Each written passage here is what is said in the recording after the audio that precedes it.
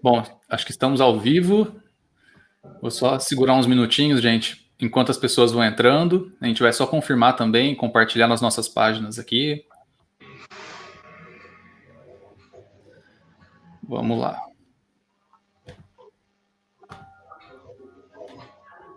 Andressa, tá ao vivo? Tudo certinho? Pessoal, estamos ao vivo. Então, beleza. Vamos lá. Deixa eu só...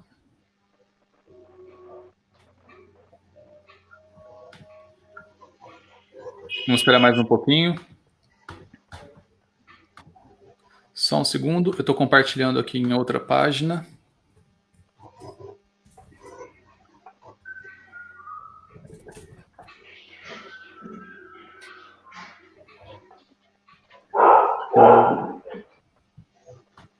Bom, vamos lá. Boa noite para todo mundo que está acompanhando a nossa live aqui na página do Coletivo Nossa Voz, por todos os canais que as pessoas foram compartilhando aqui, a gente acabou de mandar em algumas outras páginas. A gente agradece muito a presença de quem está acompanhando, quem tem escutado, não só a conversa ao vivo, né, quando a gente fez a nossa primeira live com a Celinha na semana passada, e as outras pessoas que também assistiram pelo YouTube, assistiram pelo Facebook, ouviram no Spotify. Então, a gente agradece muito. Eu vou começar com alguns recadinhos da nossa página, alguns recados nossos, assim, só para esclarecer alguns pontos, e depois a gente toca o barco aqui com a nossa conversa principal de hoje, que é sobre cultura. O primeiro ponto é que a gente está transmitindo a live pelo Facebook, mas a gente sabe que muita gente não tem acesso ao Facebook. Então a gente não, e ainda mais em quarentena, as pessoas não estão se encontrando nas ruas, e a gente queria democratizar mais, né, o acesso a essas conversas. Então a gente já criou um canal no YouTube. Nas próximas lives a gente também vai transmitir pelo YouTube para quem não tem rede social, então facilita um pouco para outras pessoas conseguirem acompanhar as conversas. Além disso, a gente tem também outros canais que a gente também começou a veicular essas conversas e outros conteúdos também essa semana. Tem o nosso Twitter, a gente está lançando todos esses bate-papos também em podcast, no Spotify. Então, quem quiser, às vezes não quer assistir, mas quer ouvir, então pode encontrar no Spotify. E a tentativa é essa, de tentar democratizar o acesso. A gente sabe da barreira digital, mas, né, a gente tenta facilitar o máximo possível. Mas hoje o papo é sobre cultura, esses eram só os recados iniciais. A gente trouxe duas pessoas que são muito especiais, assim, que tratam de cultura aqui na cidade há muito tempo, que têm conhecimentos, né, na área de cultura, são agentes culturais, enfim, e que fomentam são fazedores de cultura, né, eu acho, e a gente achou interessante trazer essas pessoas para tratar da questão da cultura, principalmente agora, durante a quarentena. Então, bem-vinda, Renata, bem-vindo, Maurício. A gente agradece muito, né, a participação.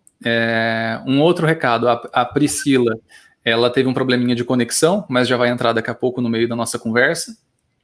E aí eu peço para vocês se apresentarem, enfim, né, se você quiser começar, Renata, falar sobre você, né, o que você faz e tal.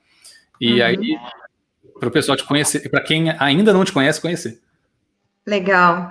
Bom, boa noite a todos. Eu sou a Renata França, eu estou em Itajubá praticamente há 10 anos. A minha formação, eu sou psicóloga e, na verdade, eu sempre tive o sonho, quando eu fiz psicologia, de aliar a psicologia e a arte, porque eu sempre toquei piano. E eu via a minha transformação através da arte e de quem convivia comigo. Então, eu sempre quis levar isso para as pessoas. E foi aqui em Itajubá que essa oportunidade me surgiu, dentro do Instituto Mantiqueira de Música e Arte, isso há mais ou menos 9 anos atrás, onde eu pude perceber que muitas pessoas que chegavam ali, elas vinham indicadas por psicólogos, psiquiatras, que indicavam que a pessoa nos procurasse para fazer algo que lhe desse prazer, num primeiro momento, né? E aí isso foi despertando em mim a vontade de atuar como psicóloga ali dentro, e eu vi essa oportunidade ali dentro. E eu queria expandir isso.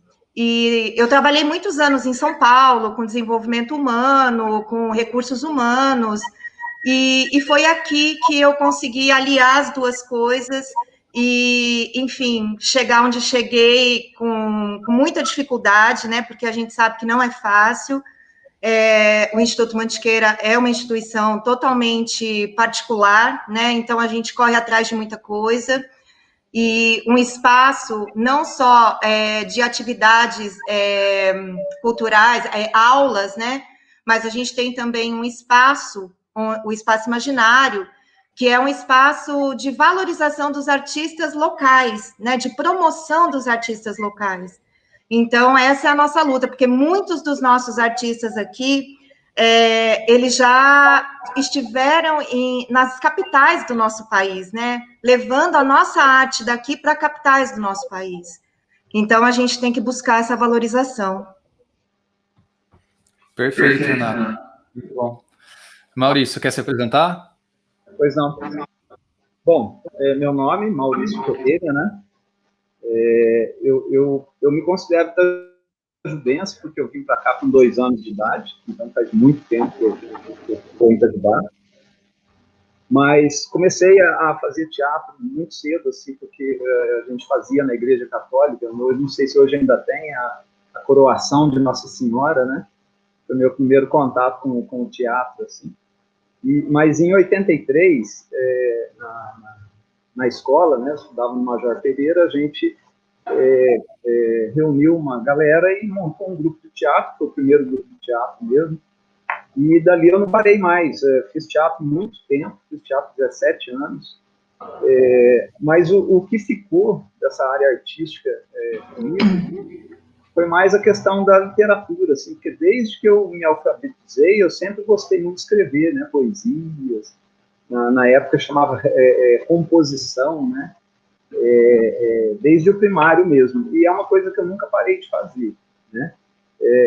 A vida me levou, eu fiz engenharia civil, né, e trabalhei 20 anos, acho que até mais de 20 anos, como engenheiro civil, mas o teatro ficava assim intermitente, mas uma coisa que eu nunca deixei de fazer mesmo foi escrever, né. Hoje a minha área de atuação no setor de cultura é com as letras, né. Eu continuo escrevendo, é uma atuação um pouco solitária, né, porque você não fica apresentando parágrafo por parágrafo, né, como é música, né, tal. Música é uma coisa mais rápida, mais direta, né, escrever uma atividade mais solitária. Mas chegou uma certa altura da minha vida que eu também resolvi largar a mão da engenharia, alguns anos para cá. Eu sempre fui muito ligado com uma questão do meio ambiente, e aí comecei a estudar permacultura, né, fiz alguns cursos, e me tornei um permacultor e estou meio assim fora do sistema, né, que é o que a gente chama, né. Estou com um pé no sistema, o outro fora. Mas a poesia, a literatura continua sempre comigo. Assim. Já escrevi muita poesia, né, lancei alguns livros de poesia, assim, umas coisas. Em 85 eu lancei o primeiro, depois em 86 eu lancei um segundo, esse segundo virou peça de teatro, depois eu criei um varal de poesias em Itajubá, virou livro também, uma editora interessou e criou um livro, uma coletânea, mas sempre tive muita atividade, né, com o movimento cultural de Itajubá, aquela luta para não derrubar o Teatro Apolo, né, coisas de muitos anos atrás. Mas agora a coisa pacificou um pouco, né? A última atividade coletiva que eu tive assim, na área de cultura foi em 2013, quando a gente resolveu reunir um grupo de agentes culturais e escrever a lei, o projeto de lei que criou o Sistema Municipal de Cultura, né? Previsto no Sistema Nacional de Cultura, né? O prazo estava acabando, o Itajubá não tinha escrito essa lei ainda, a gente reuniu uma galera e escreveu o projeto de lei, mandamos para o prefeito mandou para a Câmara e foi aprovado, e graças a esse projeto nós temos uma série de providências, né, em Itajubá, uma delas, né, teriam a própria secretaria, né? Que está prevista em lei, o conselho, o plano de cultura, essa coisa. Excelente. Muito bom. Bom, obrigado, né, por se apresentarem. E aí eu vou fazer uma primeira pergunta. O espaço é aberto para todo mundo do coletivo para, né, perguntar, fiquem à vontade. A gente fez desse esquema na primeira vez, né, para centralizar em uma pessoa as perguntas, mas o espaço é aberto, porque como somos 4, se os 4 falarem ao mesmo tempo, o coletivo tem essa dificuldade. A primeira pergunta que eu queria fazer é o que a gente entende, né, quando a gente fala de cultura, do que a gente está falando, né? A gente está falando só da cultura de músicos, ou de dança, ou de teatro, ou, enfim, das artes mais clássicas, né? Ou o que mais é cultura? Bom, posso falar? À vontade. Cultura é um termo muito amplo, né? Então, eu acho que quando a gente fala de cultura, vem na nossa cabeça a música, o teatro, a dança, a pintura, enfim, mas a gente está falando de algo muito maior, né? Que são valores, são crenças, são experiências, são atitudes, está ligada a comportamento, né? Então, a cultura, ela vai, na minha opinião, ditar o comportamento de um povo, de uma sociedade, né? Então, é uma coisa muito, muito extensa, muito ampla e muito significativa, né? Porque ela vai envolver o comportamento de uma sociedade, né? Então, como a sociedade vai se comportar? A cultura, ela vai agir ali, né? Perfeito. Um complemento só, cultura, tudo que o ser humano produz é cultura. Tudo. Sim. Política é cultura, isso que nós estamos fazendo aqui é cultura. Quando você participa de projetos comunitários, é cultura. Quando você trabalha, tudo é cultura, né? Existe no Brasil um uso costumeiro do termo cultura para designar arte, né? De todos os tipos, né? Mas mesmo nessa dimensão artística da cultura, né? A gente tem algumas coisas que às vezes as pessoas não sabem que são consideradas cultura, né? Popularmente falando, né? Por exemplo, o cara que faz ali a folia de reis, por exemplo, né? Congada, né? A pessoa pensa que aquilo lá é um costume dele, né? Toda época de ano vai lá, participa, né? Festa junina, né? Aquela dança. Isso é cultura, né? Folclore é cultura, né? Sítio arqueológico é cultura, né? História é cultura, enfim, tudo é cultura. Mas eu acho que a lei Aldir Blanc, ela mira muito nessa questão do aspecto artístico, né? Porque, de forma geral, as pessoas já são contempladas, né, de certa maneira. O artista é um agente cultural especial, né, que às vezes fica meio fora, né, não é contemplado em muitas instâncias públicas, né? Então, acho que tem uma atenção especial dentro desse aspecto da dimensão, né, artística da cultura. Mesmo porque, assim, o que o Maurício está falando da cultura popular, e a gente vive muito dependente dessa cultura de massa, que visa sempre o lucro. Então, assim, a cultura popular, ela passa despercebida, muitas vezes. A folia de reis, como você falou, enfim, que a gente tem aqui, maravilhosa, e muita gente nem considera, né? Exatamente. Perfeito. E aí acho que entra num outro, em vários pontos, na verdade. A questão da Aldir Blanc, eu vou puxar na sequência, mas acho que vale a gente levantar, né, e comentar sobre a importância dessa cultura, que é múltipla, durante a pandemia, né, principalmente. Qual é a importância da cultura para as pessoas, né, enfim, e durante um tempo de isolamento, né? Eu diria que é fundamental, né? Porque para você manter a sanidade, né? Quando a gente fala dessa parte da cultura, da música, da dança, enfim, da pintura, seja o que for, da folia de reis, enfim, tá ligado à saúde mental das pessoas, né? É você manter equilíbrio, né? E é fundamental, na minha opinião. Nunca foi tão importante. A arte, né, ela é um alimento para, a gente fala alma, né? Ela é alimento para esse nosso lado que é tão deixado, né? Porque ou a gente está dormindo, ou a gente está fazendo alguma coisa para ir para o trabalho, ou a gente está fazendo alguma coisa para vir do trabalho, né? E tem um períodozinho da noite, né? Para quem trabalha nos horários mais comuns, né? Durante o dia, que a pessoa fica naquela correria tentando, às vezes, estudar ou fazer alguma coisinha que é o que a gente vai deixando, né? Para onde cabe, né? A vida das pessoas é trabalhar, né? Uhum. A gente vive muito em função disso. Então, eu acho que a cultura é fundamental por causa disso, porque ninguém vive.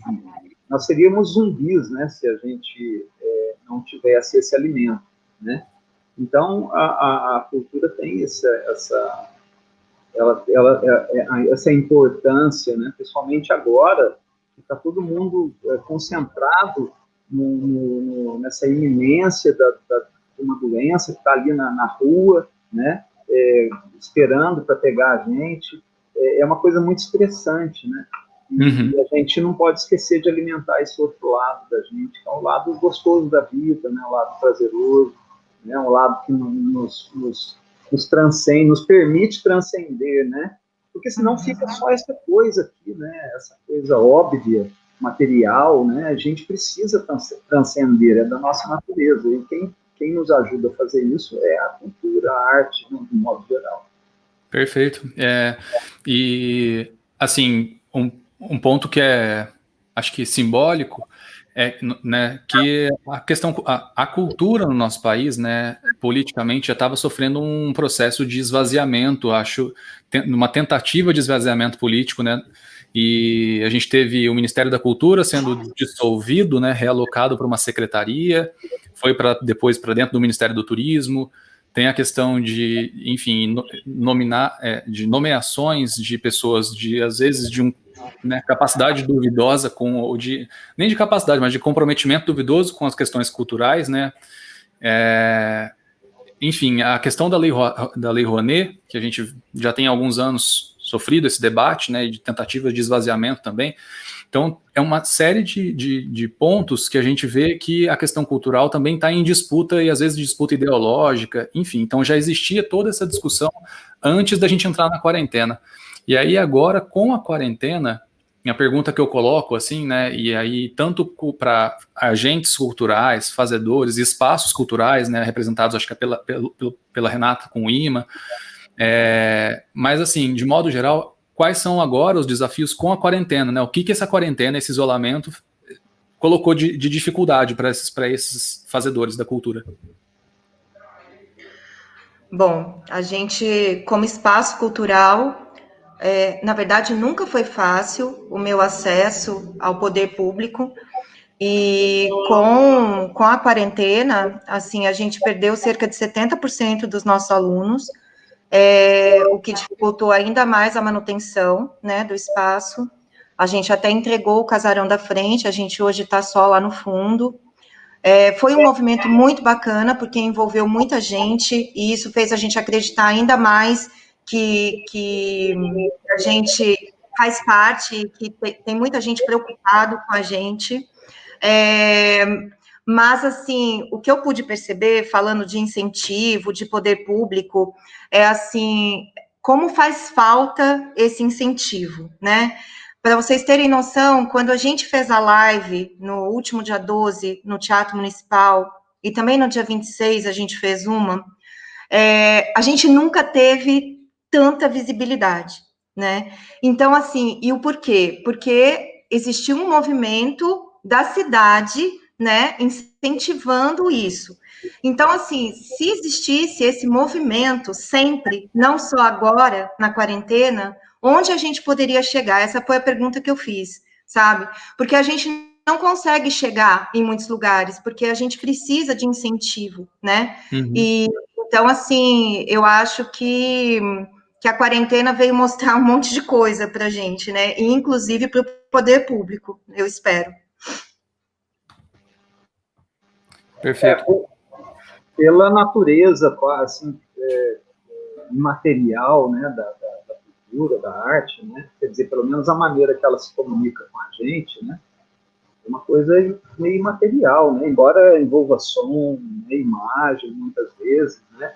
E outros recursos, o que toca a gente, na verdade, é o imaterial, né? Embora seja imaterial, né, é preciso um recurso material para que ela se faça chegar até as pessoas, né?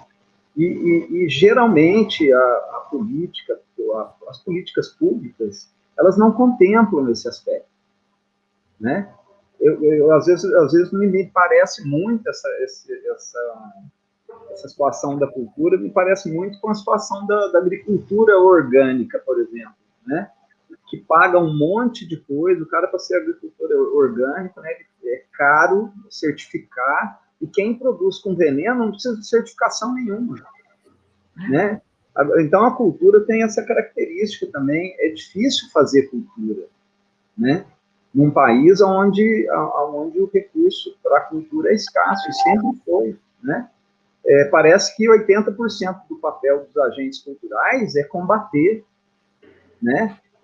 Desde que eu me conheço por gente, a gente combateu a tentativa, enquanto era tentativa ainda, né, de demolição do Teatro Apolo, né, porque ele era uma réplica de um teatro em Amsterdã, com acústica perfeita. Nós fizemos estudo arquitetônico, encomendamos um estudo arquitetônico na época. Era um teatro perfeito, de 1.000 lugares, e cabia 1.200 pessoas lá, né? E a gente ficou lutando durante anos para não derrubar aquilo lá. Até que chegou uma hora que derrubou. Quer dizer, a gente tem que, além de não contar com muito recurso público, né, a gente conta, né, com um trabalho, muitas vezes, né, vindo do poder público, né, contrário aos interesses do setor cultural. Daí as pessoas falam assim, mas tem que ficar bancando a cultura. O governo federal não banca os bancos?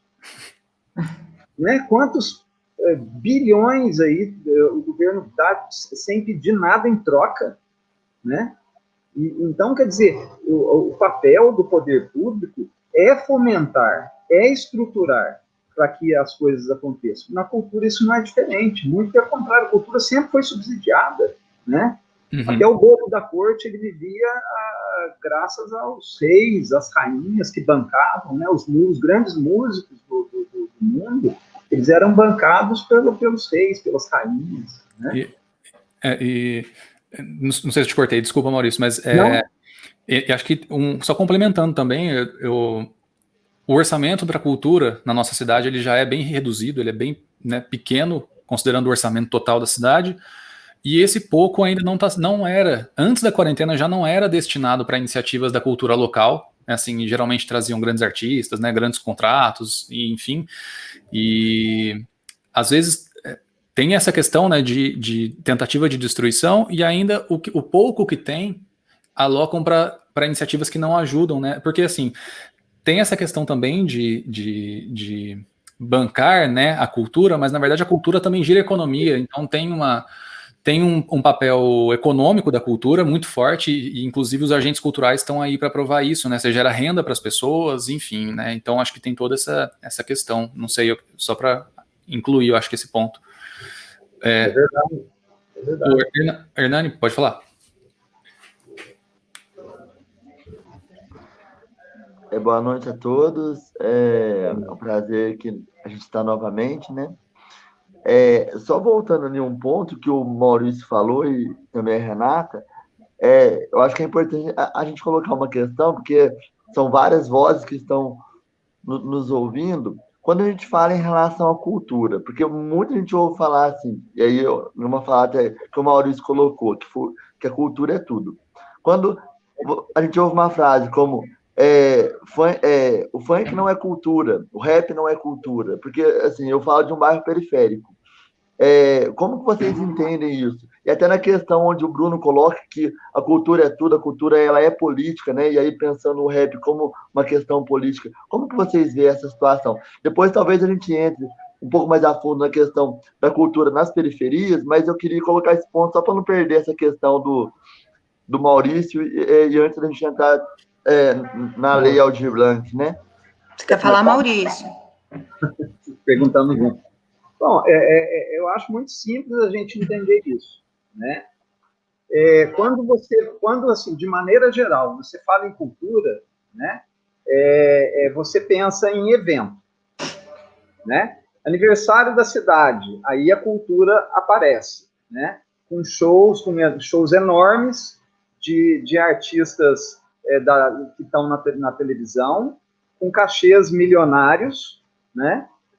Que vendem uma música empastelada, né? Uma coisa que não é da nossa raiz, né? São músicas, enfim, que não tem essa intensidade, né? Da música raiz, né? E aí você tem um dispêndio enorme que os cachês são altos, né? Aquele dinheiro vai todo para lá. Então, na verdade, existe um interesse de que seja assim, né? Porque a cultura, de forma geral, essa cultura raiz, esse funk que você acabou de falar, e outras coisas, né, que se produz de cultura na comunidade, na rua da sua casa, etc. e tal, né? Essas coisas colocam a gente para pensar, para questionar o universo, a vida, né? Quem pode ter interesse nisso, além da gente mesmo, né? O poder não tem interesse, o poder estabelecido não tem interesse, né? Eu acho muito simples a gente ver isso também de uma outra forma, né? Você tem 2% da população que é poderosa, que detém, sei lá, 80%, 70%, 80% da riqueza do planeta. Estou falando em nível planetário, né? E você tem 98% da população, praticamente, que divide a migalha do resto dessa riqueza, todo tipo de riqueza, né? Aí, quando você vê as pessoas, a representação, não está errado você ser rico. Muito pelo contrário, né? Quem gosta e quem quer e consegue, está ótimo. Quando você vai ver a representação dentro dos legislativos, dos executivos, municipais, estaduais e federal, né? Se você vê o que cada um ali representa, é invertido. 98% ali representa os 2% da população. Né? E 2% representa 98% da população, está trocado. Né? E eles não querem que destroque. Né? Quem está no poder, defendendo o interesse do banqueiro, o interesse daquele que detém o poder, ele não quer que a gente tenha essa liberdade ou essa capacidade de libertação, de questionamento. Eles querem que a gente continue ali, feito sei lá, gado no pasto. Né? Então começam a crucificar, falar, não, isso aí não é cultura, não é como. Andar de skate é cultura. Né? Fazer funk é cultura, teatro, tudo é cultura. Eu só queria complementar o que o Maurício está falando, que, assim, tudo é cultura mesmo, né? Então, o rap é cultura, o funk é cultura, enfim, tudo é cultura. O grande problema, ao meu ver, é a monocultura que se estabelece, né? Então, em várias, não só cidades mineiras, como em qualquer lugar, você vê a monocultura. Então, o que é colocado são esses grandes shows, que é a cultura de massa, que vai rentabilizar, né? É o consumo, né? É isso que está valendo, né? E aí, o que acontece com a gente? Quantas vezes nós do IMA fomos convidados para abrir o show da Maiara e Maraíza? Né? Ou, sei lá, de quem mais que teve por aí. Mas aí a gente vai... Qual a visibilidade, né, que a gente vai ter? Né? O pessoal está esperando a Maiara e a Maraíza entrar no palco. Não que a Maiara e a Maraíza seja o problema, né? Não é essa a questão, né? Mas a questão é o que se faz pelo consumo. Né? Então, essa monocultura sendo colocada a todo tempo. E a gente não conseguindo chegar na periferia, na rua do cara que fez o rap, enfim, nessa população. Eu queria só complementar essa ideia, à vontade, se vocês me permitem. eu acho que tem dois aspectos da cultura para a gente, né? Não para o sistema, mas para a gente, para as pessoas, né? Um é aquele que realiza, que faz a gente transcender, né? E outro é aquele aspecto que a pessoa fala assim, bom, se eu posso viver disso aqui, que o cara é um músico, por exemplo, ou é um pintor, enfim, ele é um artista de qualquer área. Se ele pode, tem a oportunidade de viver disso, ele vai querer viver, porque é aquilo que o coração dele manda ele fazer, né? Quando você tem, qual que é o problema dessa monocultura, né, que a Renata falou? As pessoas não se inspiram só nos problemas que elas têm, no problema, né, enfim, ou nas alegrias que elas têm. Elas se inspiram com tudo, porque a vida é um todo, né? A televisão é muito presente. Quanto mais menos desenvolvido é um país, mais tempo de televisão você tem, né? E mais tempo de rede social você tem. Quando existe essa monocultura tomando conta da televisão, tomando conta da rede social, tomando conta de tudo, isso influencia, mesmo que a pessoa não queira, porque é difícil quem está fora do sistema, como eu, mais ou menos assim, que você não liga a televisão. Você entra na rede social só para o necessário, né? Mas a criança, ela cresce 8 horas na frente da televisão, então ela vai sofrer influência, né?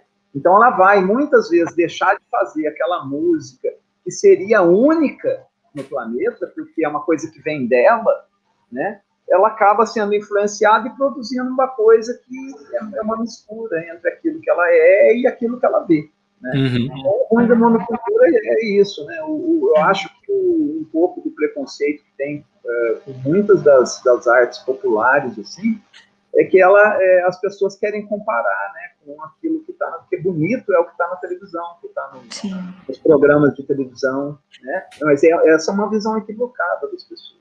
Que vai influenciar todo o comportamento, né? Todo o comportamento. E o pior, não é uma coisa muito complexa, porque isso envolve a psique da pessoa, né? Isso envolve a emoção, isso envolve o dia a dia, a rotina, envolve tudo, o sono da pessoa, a comida que ela come.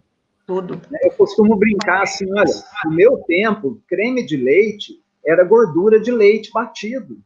Tanto que você comprava uma latinha de creme de leite, se você ficasse batendo, ela virava manteiga. Agora, o creme de leite tem 5, 10, 17% de gordura. O resto é o quê? É maisena. É amido de milho, vamos dizer assim. Né?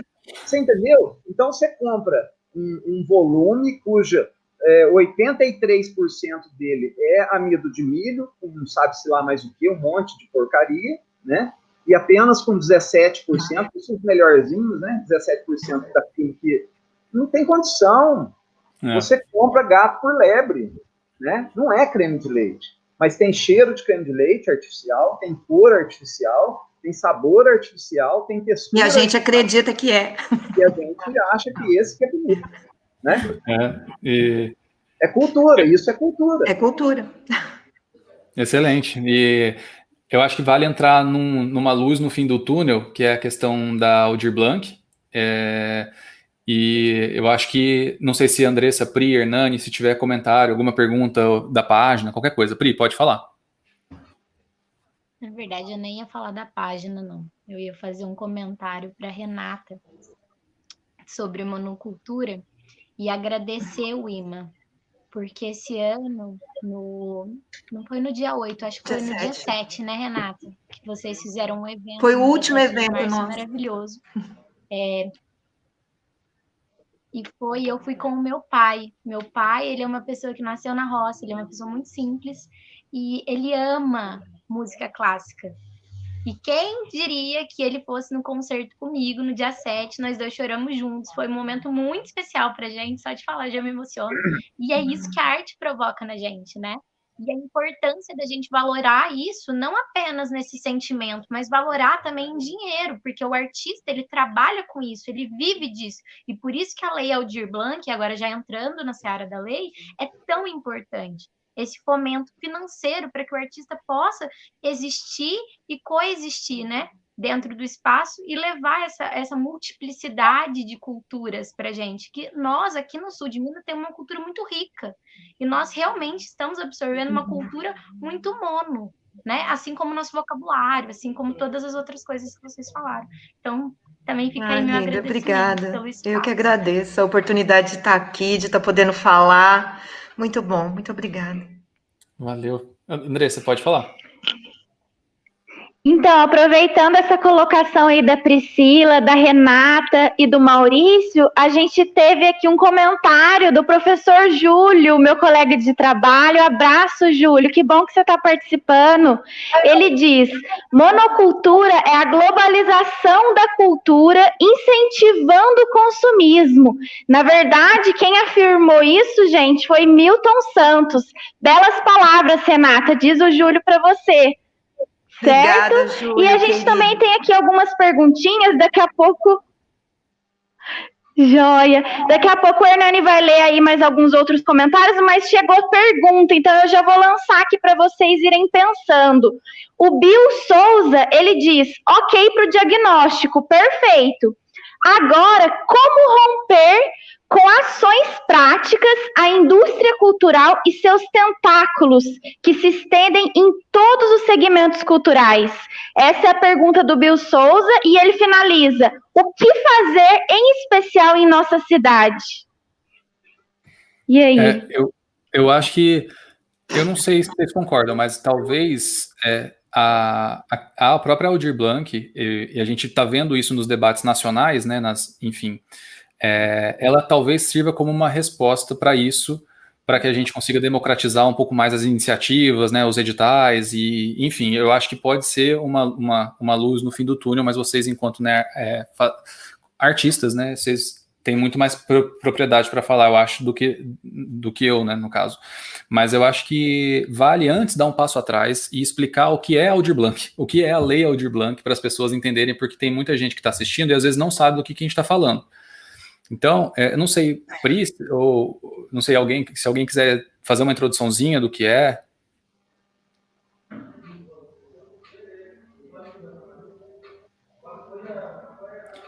Vocês querem que eu fale ou... Manda ver, pode ser.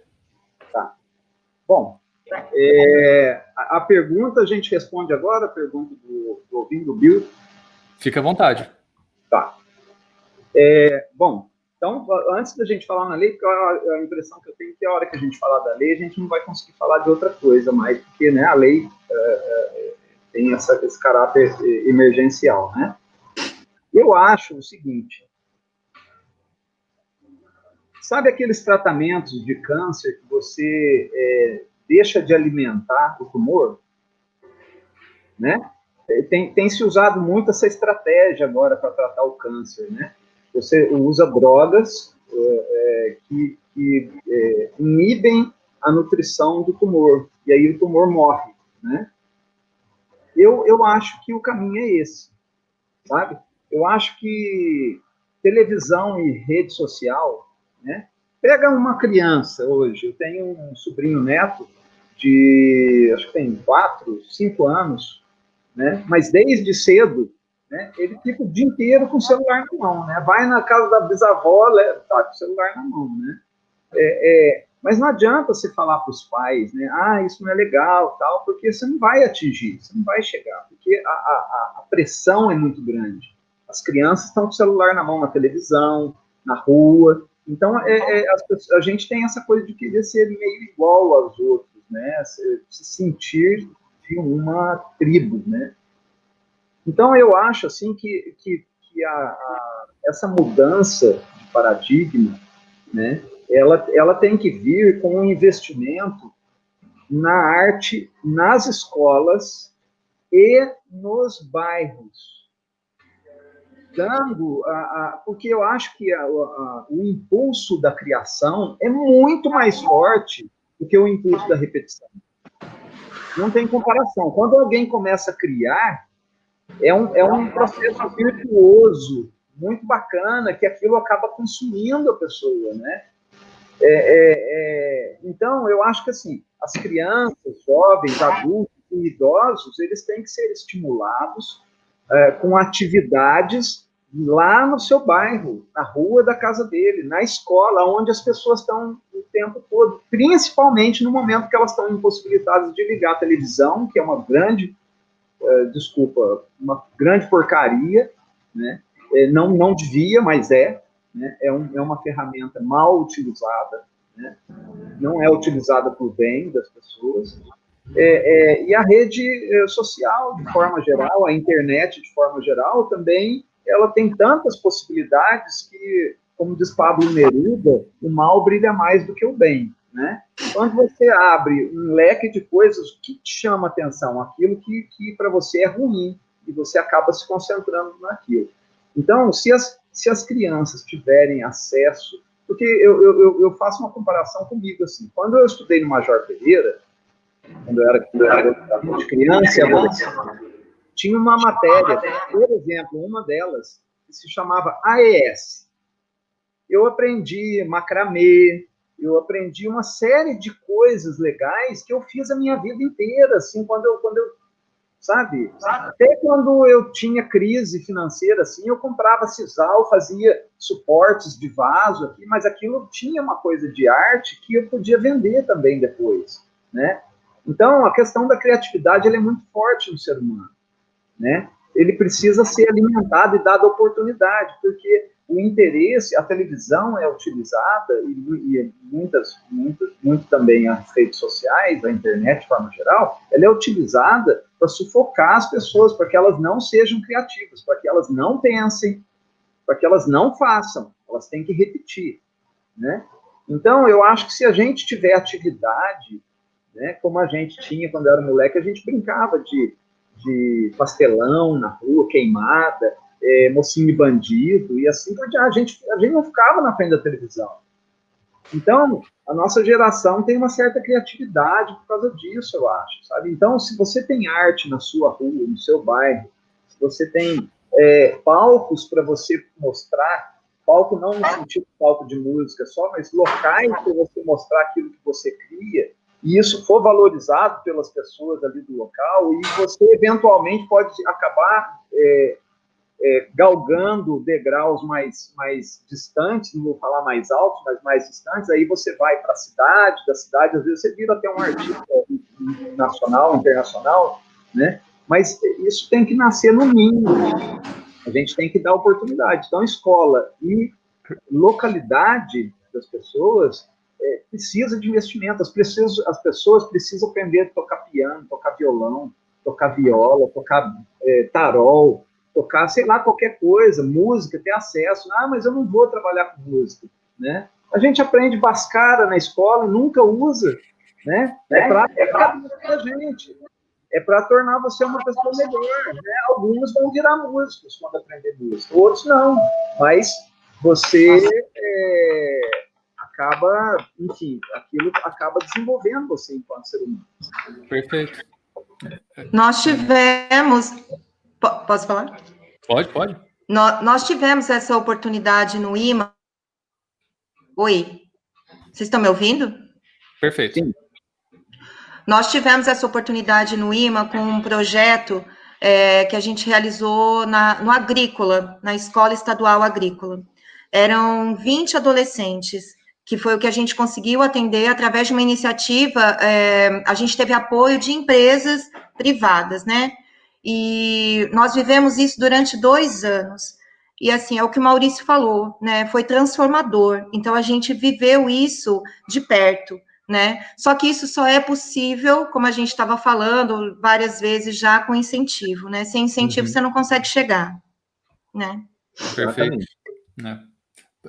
Acho que a Pri pediu a palavra. Manda ver.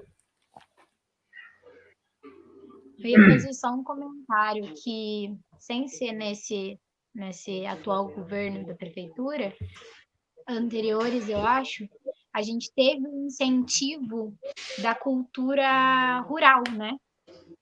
A gente teve, por exemplo, vários festivais rurais na cidade e a gente trouxe... Só um minutinho, gente. A gente trouxe a cultura rural para dentro da cidade. Eu lembro que a minha família, por exemplo, tinha gente que fazia catira, e aí teve um festival, as escolas todas participavam, então a gente tinha folia de reis, tudo isso estava trazendo a família também para dentro da escola, porque eu acho que às vezes a gente coloca um peso dentro da escola que ela tem que ser só o multiplicador dessa cultura, né? O aluno começa, mas os pais têm que participar. Sem a participação dos pais e sem a participação social do bairro, não adianta, não vai para frente. A criança não tem para onde vazar, ela sai de dentro da escola e acaba, né? Então, ela precisa também ter outros caminhos, né? E aí eu coloco outra questão também, que é o sentimento de pertencimento de onde se vive, né? Eu acho que muito passa pela identidade de quem somos e onde vivemos. E esse sentimento a gente tem que trabalhar e gerar muito dentro da escola, claro que é onde começa tudo, né?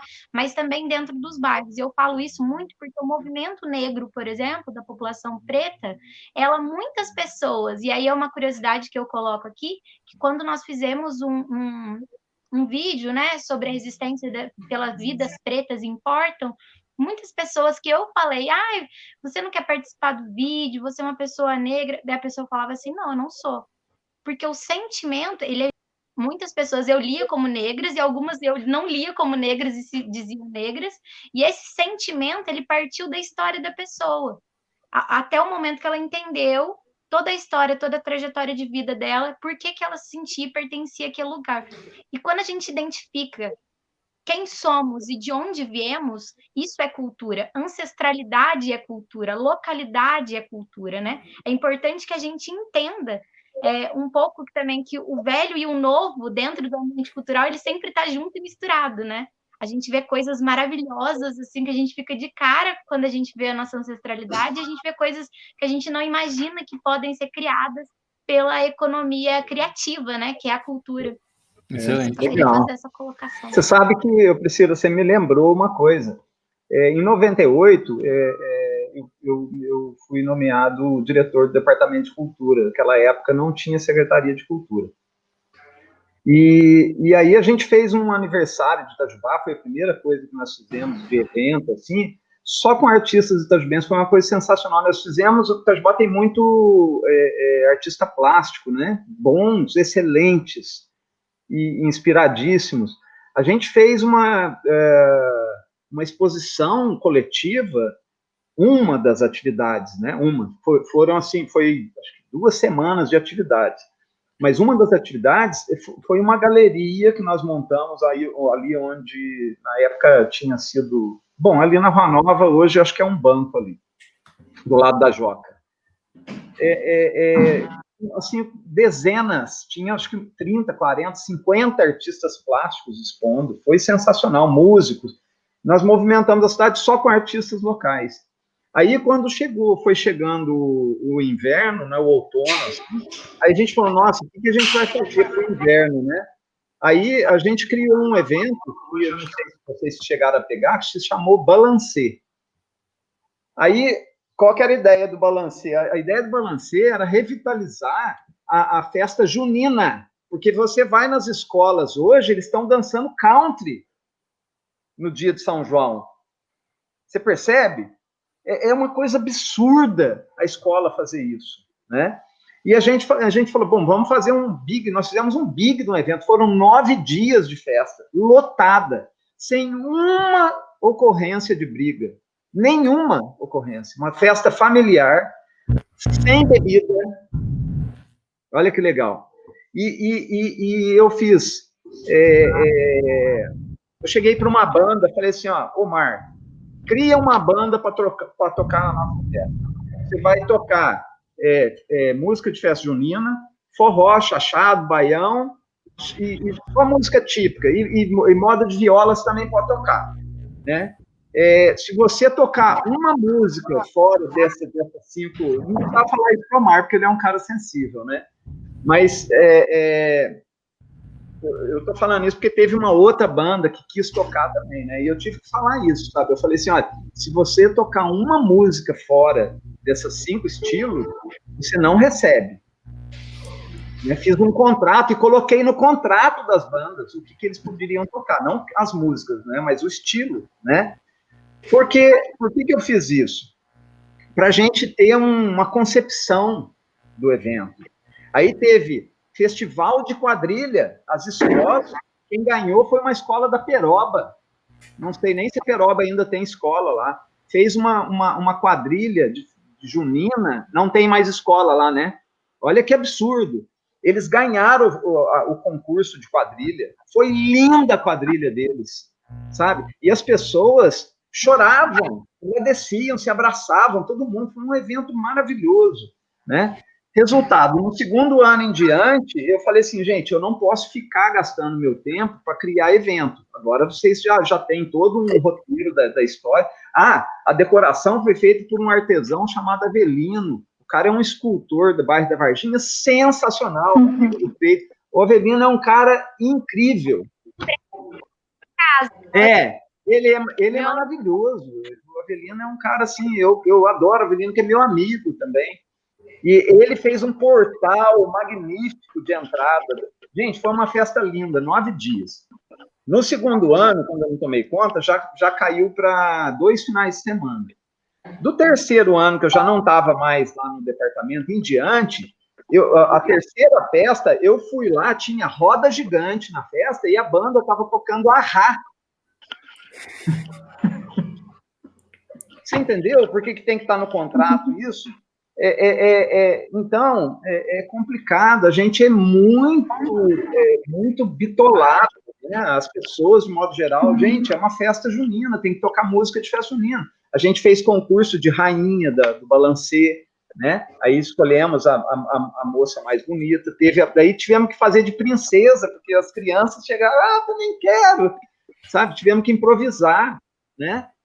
As barracas foram entidades que foram lá, como o IMA, né? Por exemplo, não tinha o IMA na época, mas foram entidades beneficentes, sem fins lucrativos, e até com eles, eu tive reunião com todos eles, eu falei, gente, eu quero que vocês vendam pastel de mim, entendeu? Eu quero que vocês vendam quentão, entendeu? Não é para ir lá vender latão de cerveja. Cerveja não é bebida de festa junina. Eu acho que, não sei se eu cortei alguém, desculpa, mas uma experiência, assim, talvez eu acho que até mais recente, que algumas pessoas conheçam e que eu acho que vale mencionar aqui também, né, nesse ponto, é o FICA. Acho que foi um festival que soube muito bem criar braços nas periferias, pelo menos nas periferias mais próximas do local onde eu moro, aqui no Cruzeiro, enfim, eu sei que chegaram iniciativas nesses bairros, não sei em todos da cidade, mas eu acho que foi uma iniciativa que tentou de alguma forma capilarizar isso e democratizar, né, o acesso à cultura aqui na cidade. E também, não sei do plano de fundo, né, de tudo, não acompanhei de perto, mas eu acho também que pode ser por uma questão de falta de apoio político, às vezes também teve alguma... precisou ir para a região, saiu de Itajubá, enfim, então eu acho que é uma questão complicadíssima, entra no que a Renata comentou também, de apoio, né, das instituições públicas, de políticas públicas voltadas para o incentivo e para o fomento da cultura, enfim, acho que acabou que a gente, de alguma forma, passou de modo geral na resposta. André, você tem algum outro ponto que você ia comentar? Isso. Sim, pessoal, a gente precisa lembrar, e o João Paulo Braga trouxe aí essa informação para nós, e é importante que a gente evidencie aqui nessa conversa, que os agentes culturais, eles não se limitam apenas aos artistas, né? A gente precisa lembrar aí dos técnicos que estão lá no som, na iluminação, na cenografia e etc., os pesquisadores. E aí, daqui a pouco a gente vai ter a oportunidade, João Paulo, de falar como que a gente pode trabalhar para a inclusão dessas trabalhadoras e desses trabalhadores que no acompanhamento da Lei Aldir Blanc. Então, a gente também precisa pensar nisso. Inclusive, essa colocação do João Paulo vai ao encontro do que o Paulo Prudente colocou. O que a gente acha do desafio de levar essa conversa, né, esse pensamento, para cada vez mais pessoas, para cada vez mais gente? E é isso que a gente está tentando fazer, Paulo Prudente, com essa live aqui sendo promovida, com as informações que a gente também vai buscar veicular através de outros meios, né? É isso, é tentar ampliar cada vez mais esse diálogo importante e necessário aqui na nossa cidade. Agora eu queria passar para o Hernani, para ele falar quem mais que está aí conectado com a gente e os demais comentários.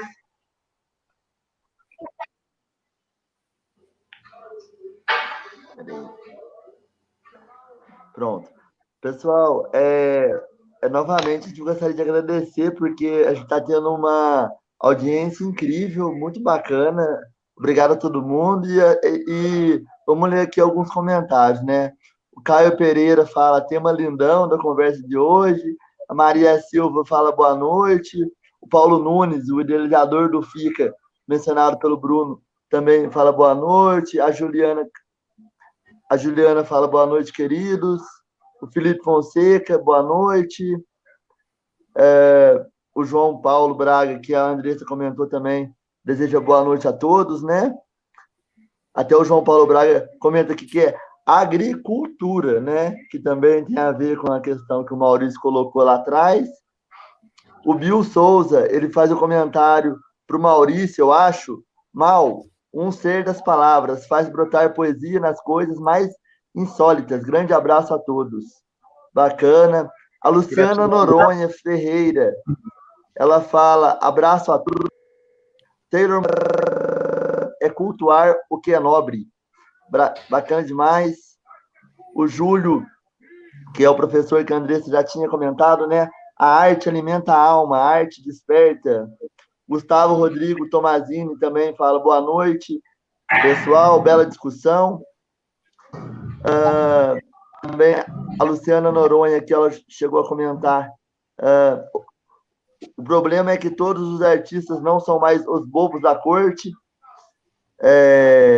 Vamos. Mutou. Acho. Deu uma falha aí no microfone do Hernani. Bom, Hernani, só dá uma checada no áudio aí, a hora que recuperar, a gente retoma os comentários lá da página, então. Bom, beleza. Eu acho que vale a gente entrar, a gente já deu uma hora, na verdade, de conversa inicial, acho que agora a gente já deu uma pincelada geral em alguns temas. Pronto, voltou? Voltou, perfeito. Voltou. Pode retomar, Hernani. Vocês estão me ouvindo? Então, perfeito. Sim. Vocês estão me ouvindo? Sim. Bom, deixa eu ver aqui, a Cláudia estava falando, né?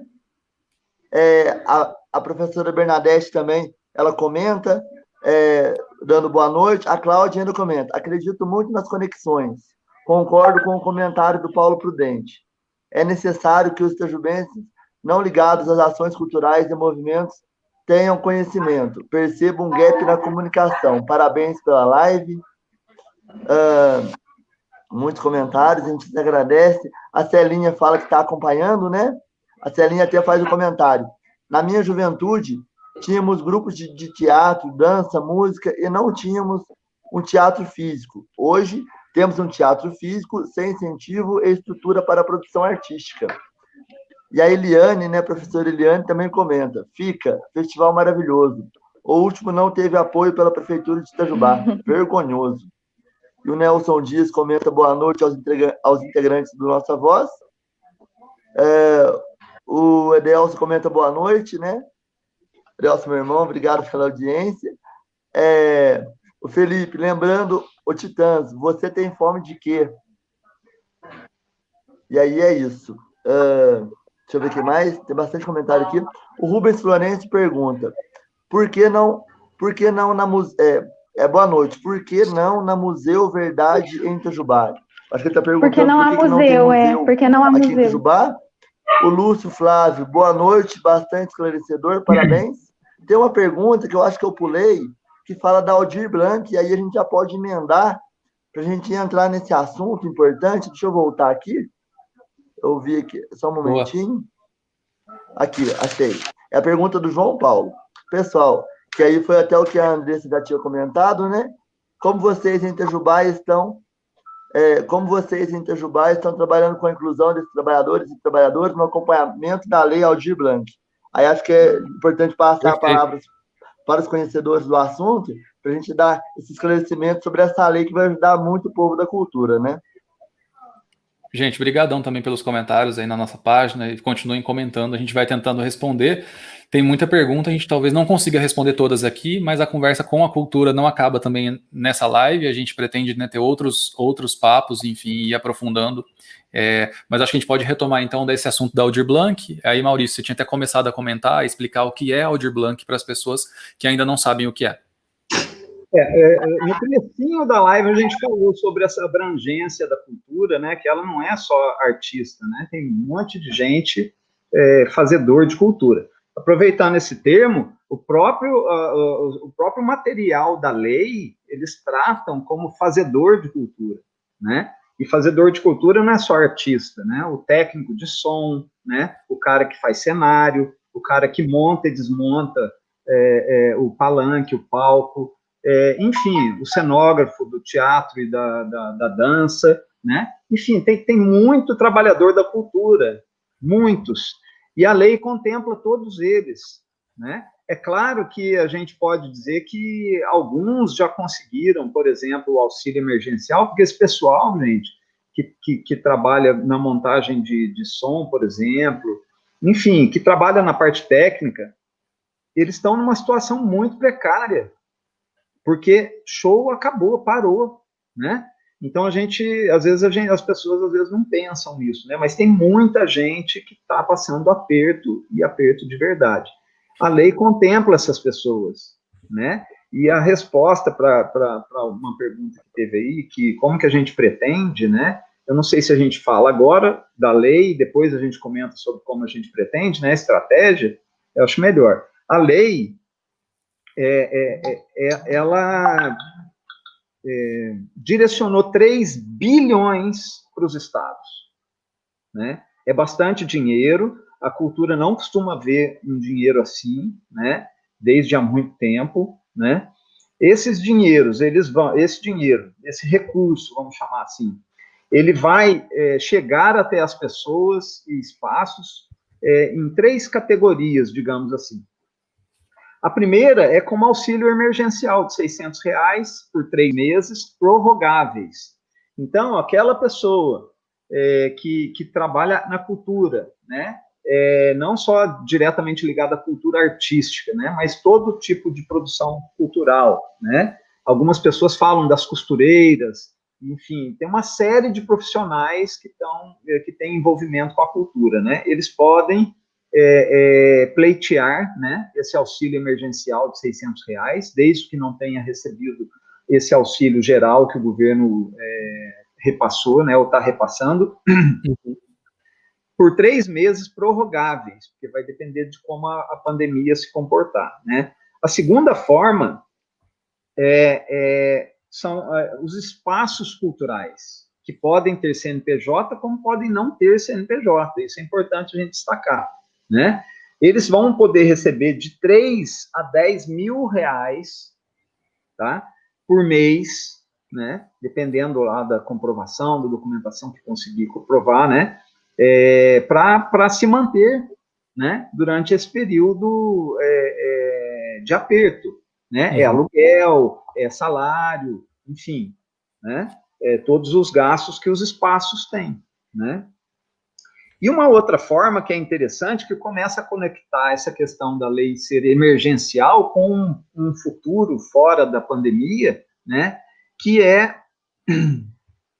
pelo menos 20% desse recurso que vai chegar em cada cidade, ele vai ser destinado a ações de fomento da cultura. Olha que interessante, né? Esse fomento, ele vai chegar até as pessoas a partir de editais, por exemplo, né? Editais, chamadas públicas, prêmios, tá? Aquisição de bens e serviços, enfim, vai ter uma série de possibilidades, né? Eu fico imaginando, por exemplo, o cara que escreve, né? Que é meu caso, né? Se o cara só escreve, né? Como é que ele vai fazer, né? Porque é uma coisa que ocupa muito, né? Você, às vezes, passa um dia inteiro, 24 horas, você nem dorme, né? Escrevendo, né? E essas pessoas precisariam de um fomento, né? Um dinheiro garantido mensalmente para ela poder dedicar a essa arte, né? Assim como isso, é só um exemplo.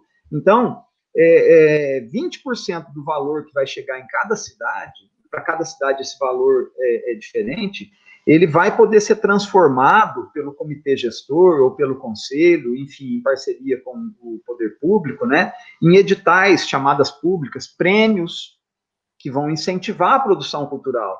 Isso é interessante porque existe uma tendência de que esses recursos sejam renovados, mesmo depois da pandemia, porque o resultado desses recursos, existe uma previsão muito boa de que isso vai mudar o setor cultural, né? Uhum.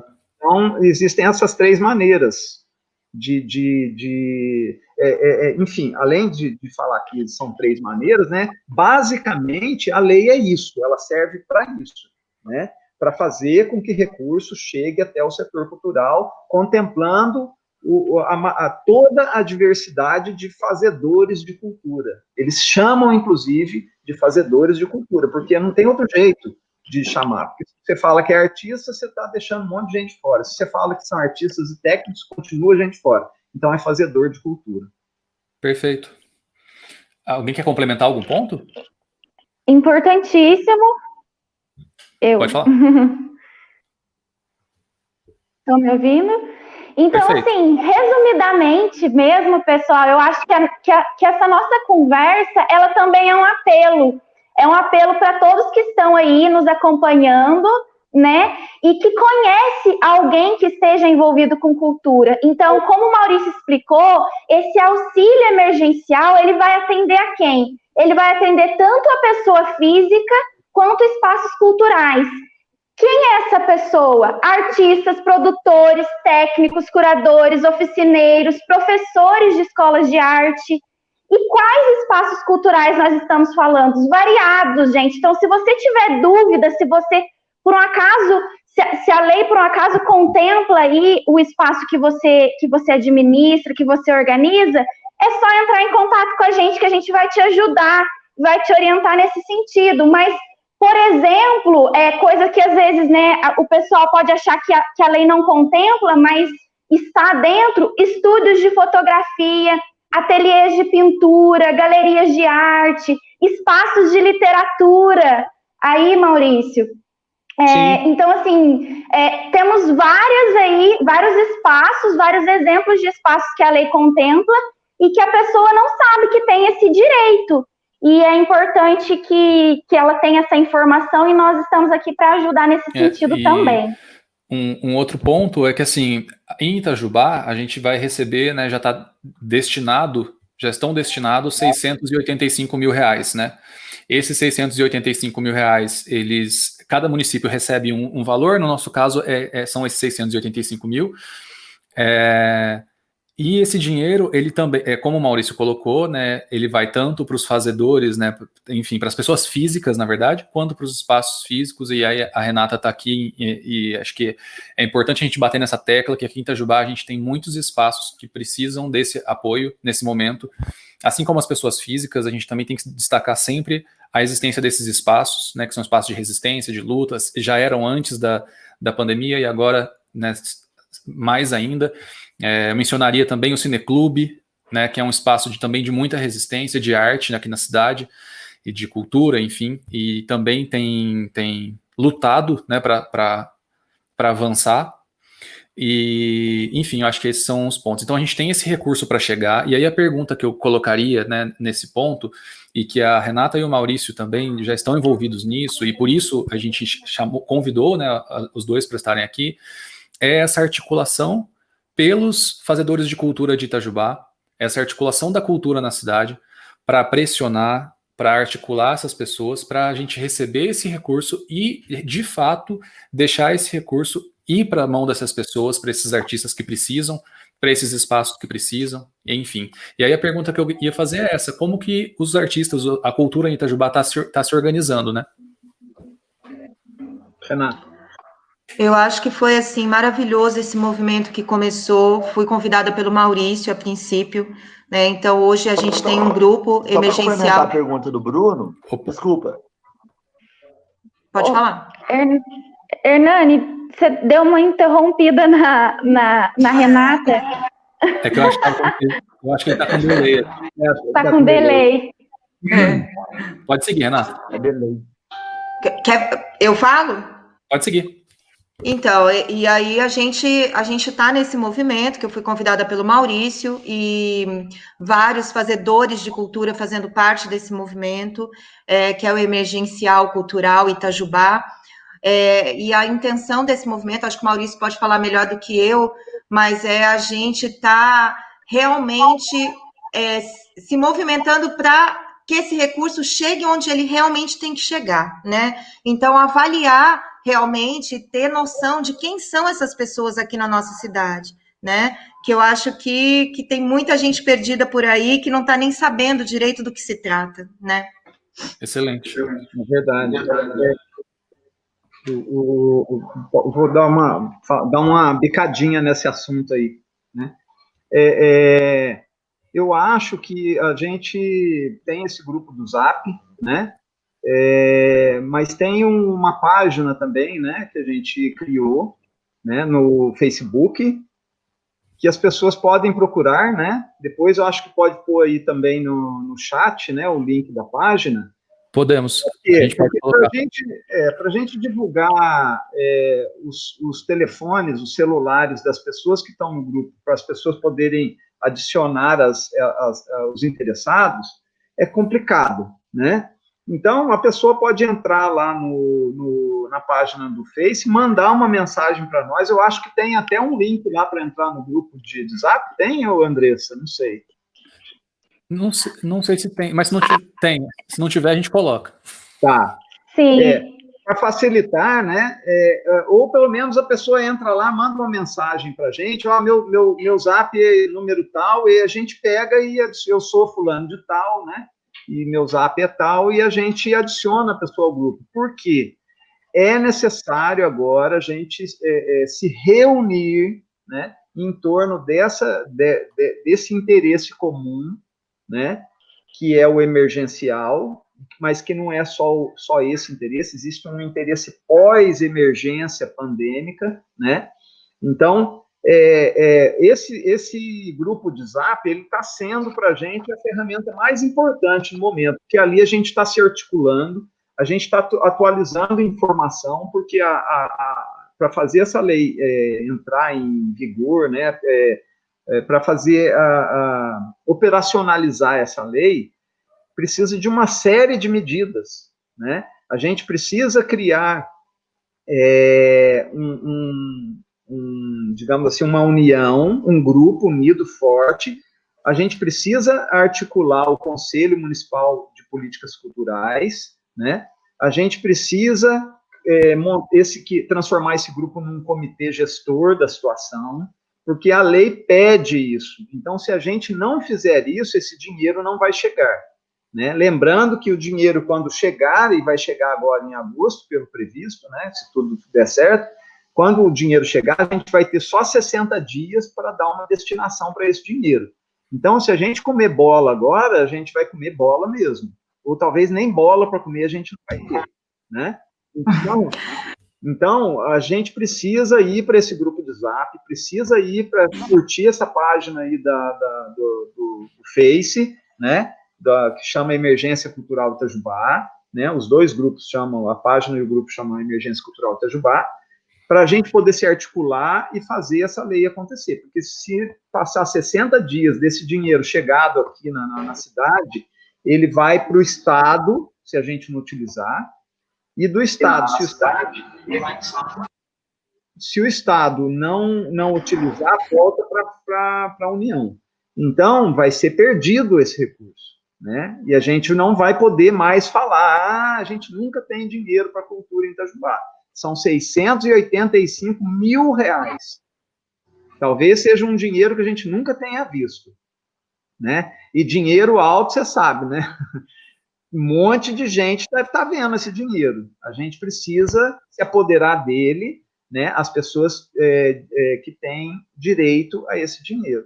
E a forma é essa: a gente precisa se unir agora, se conhecer, né? E se fazer representar no Conselho de Políticas Culturais da cidade e nesse grupo do Zap, que é como se fosse o comitê gestor, né? A gente pode depois explicar mais detalhadamente essas coisas, tá?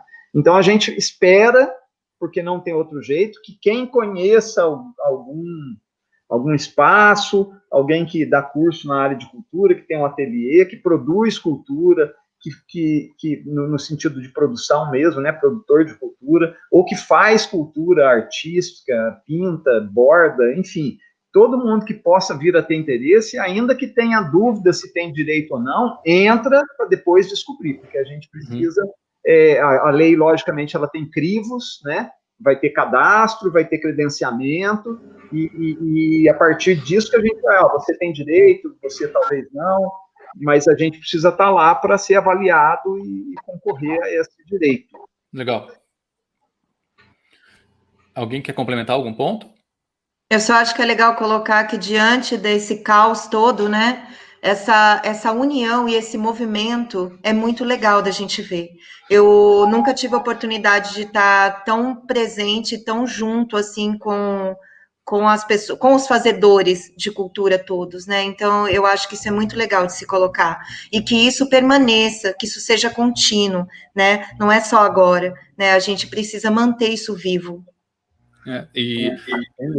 Nessa linha do que a Renata comentou, a gente teve, enquanto coletivo, né, enfim, junto com o pessoal da Emergência Cultural e tal, participando de uma das reuniões nacionais, e esse foi o ponto central, que a Aldir Blanc, ela é o primeiro passo, né, de uma articulação futura, né, assim se espera, na verdade, que esse recurso que é histórico, e, claro, de socorro e emergencial, também sirva para articular as pessoas da cultura na cidade para um projeto futuro, né, do que a gente quer para a cidade, enfim, e para o país em si. É porque, Bruno, só complementando para não perder o raciocínio, até porque a gente não sabe até onde vai essa pandemia. A gente não sabe ainda, né? E se extrapolar para o ano que vem, né? O recurso continua sendo essa lei, logicamente com mais uma bagatela de dinheiro chegando, né? Porque os deputados, né, o Congresso, de forma geral, ele provavelmente, se a coisa se estender, né, eles vão aprovar mais recursos e vai vir através do mesmo instrumento que é essa lei. Então, a gente precisa fazer que ela aconteça. Excelente. Hernani?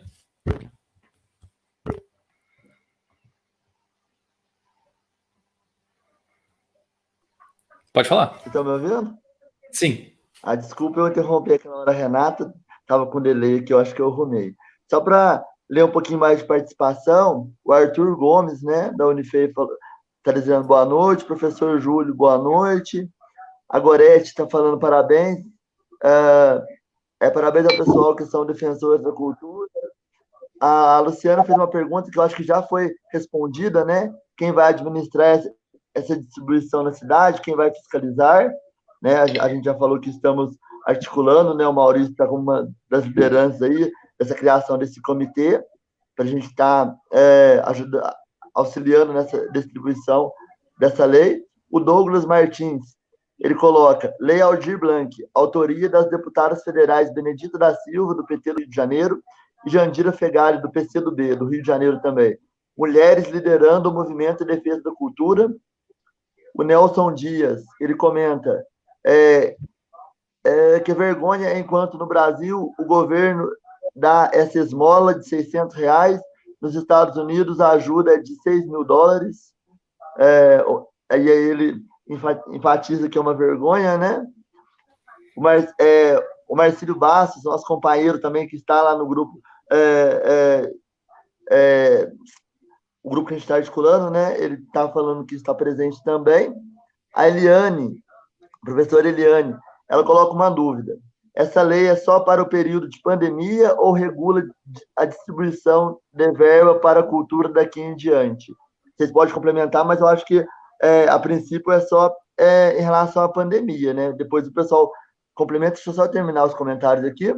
O Luiz Henrique, professor Luiz Henrique também, parabéns para todos pela iniciativa. O João Paulo Braga, ele comenta: pessoal, lembre-se que... peraí, dá uma travadinha aqui. Peraí. Pessoal, lembre-se também de falar que espaço cultural não é só espaço físico. Vamos lá, muitos comentários, gente. Verdade. O José Aloysio Cabral, ele coloca uma dúvida importante. eu acho que ficou com dúvida, eu acho que o pessoal ficou ainda com dúvida. Boa noite. A prefeitura realizou o cadastro dos artistas, né? A gente vai ter essa lei, acho que é importante a gente colocar isso pro pessoal. O Douglas, ele coloca aqui, o desafio político é encontrar os fazedores de cultura e organizar o movimento em prol da cultura em Itajubá. A gente colocou no chat desse bate-papo, dessa live, a página, né, do Emergência Cultural. E aí, o Marcílio também está falando que concorda com a Renata. O Rafael Vieira deseja ótima noite e deseja parabéns.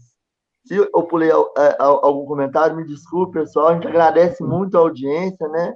Novamente, acho que está dando certo e vamos continuar dando vozes às pessoas e aos temas que a gente acha importante. É isso aí. Legal. Eu acho que a Pri tem um ponto, Pri? Na verdade, a única pergunta que eu consegui guardar, porque foram muitos comentários, foi da Eliane, porque eu li sobre isso hoje, e fala sobre o tempo da lei, né? A lei ela vai acontecer durante a pandemia, ela é de 3 meses, mas ela é vinculada à lei emergencial geral. Então, se a lei emergencial geral for prorrogada, ela automaticamente também é. Então, as duas estão vinculadas. Então, vamos supor, as pessoas falam assim, mas o resto da população vai receber e o cultural vai parar, porque na lei só está 3 meses? Não, elas são vinculadas. Então, uma prorroga, a outra prorroga junto. Por enquanto, são 3 meses, R$600 por pessoa. Só para esclarecer isso. Excelente. Bom, a outra questão é que, na verdade, foram 2 ou 3 questões que tratavam da questão da prefeitura. E aí, acho que vale a gente jogar esse ponto, né? Qual é o papel da prefeitura, de modo, né? Assim, qual é o papel da prefeitura nesse momento? E em segundo lugar, se a prefeitura já se movimentou nesse sentido, né? Porque se ela já começou a fazer o cadastro, se ela abriu o diálogo para o grupo, né? Enfim, se foi feita uma tentativa de aproximação da Secretaria de Cultura, enfim, como que está essa integração ou essa tentativa de integração? Renato, você quer começar? Posso começar aí, você dá continuidade aí. Bom, a gente está tentando, o grupo, desde que foi formado, a gente está tentando uma comunicação com o setor cultural, né, com o secretário de Cultura, enfim, fomos atrás, e até agora, eu, às vezes que tentei, não consegui retorno, não tive retorno, e aí eu acho que o Maurício está mais informado que eu para falar sobre isso. Tá. Primeiro, eu queria fazer um comentário, que eu também acho que R$600 é pouco, né? Se você tem o conceito de salário mínimo, né? O conceito de salário mínimo é o quê? É o mínimo que você precisa para existir, né? E o salário mínimo é R$1.048, se não me engano, 1.045, não sei bem exatamente, não me lembro. R$600 é menos da metade do que é necessário para se viver, né? Então, realmente é complicado, mas é um passo por vez, né? Não foi possível negociar com o governo para que esse valor fosse mais alto. O governo queria, é bom lembrar que ele queria que fosse R$200, né? Exato. Aliás, nem queria que fosse, mas aí, como ele tinha que dar algum valor, ele falou R$200, né? Então, assim, é um grande absurdo. É pouco dinheiro, mas enfim, é o que se tem para o momento. Bom, vamos falar de prefeitura. A prefeitura, esse cadastro que a prefeitura está fazendo, esse cadastro é previsto no plano de cultura da cidade, que é um plano criado e votado ali pelo Conselho de Cultura, que, por sua vez, é previsto na lei que criou o Sistema Municipal de Cultura, né, que previu que tinha que ser criado o Conselho, e que o Conselho tinha que trabalhar num plano de cultura, né. Então, esse cadastro é uma das necessidades previstas pelo plano de cultura. Mas agora, nesse período de pandemia, a prefeitura pôs em destaque no site dela, né? Quando você entra no site da prefeitura, está lá, para qualquer pessoa que acesse, está lá um link para você se cadastrar, né? Para o agente cultural se cadastrar. Isso é um movimento positivo, né? Mas é bom a gente lembrar que é insuficiente.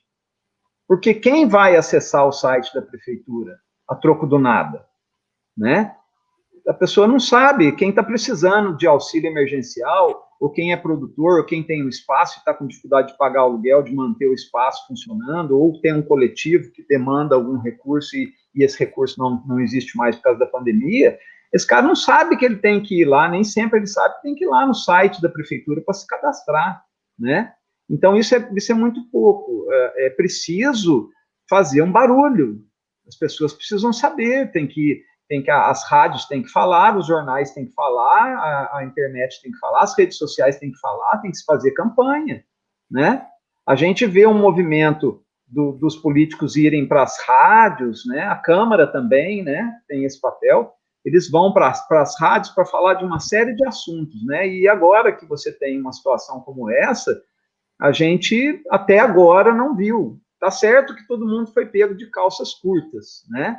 Mas já são quantos meses, né, de pandemia, de quarentena, de isolamento, e a gente não viu um movimento efetivo até agora, né? E também poderia ser aí uma... Eu falo isso porque, gente, o Brasil inteiro está se articulando. Aí dividiram, os estados criaram seus movimentos, tem um movimento nacional, daí o movimento nacional estimulou a criação de movimentos estaduais, os movimentos estaduais estimularam a criação de movimentos regionais, e dos movimentos regionais, a organização dos municípios, né? A gente nasceu assim, né, por estímulo do movimento que chama Emergência Cultural Sul de Minas, né, que a Andressa me passou o convite, né, ela recebeu de uma outra pessoa, esqueci o nome, depois ela pode citar, e, enfim, a gente chegou nessa demanda que estava todo mundo perdido. Agora, a gente até tem direito de ficar perdido, mas eu acho que o poder público ele tem que sair na frente, né?